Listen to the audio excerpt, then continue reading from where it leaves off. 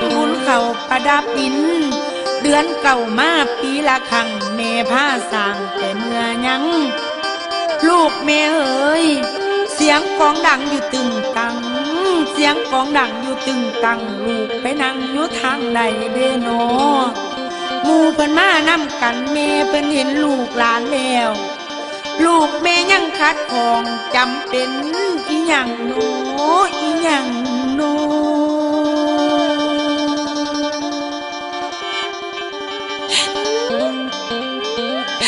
โอ้ยลูกคิดบ่พอลืมแล้วแม่ผู้ตายคำเมือ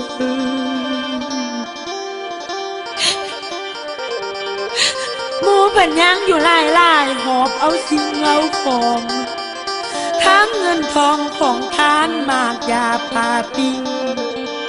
แม่ยืนอิงอยู่ส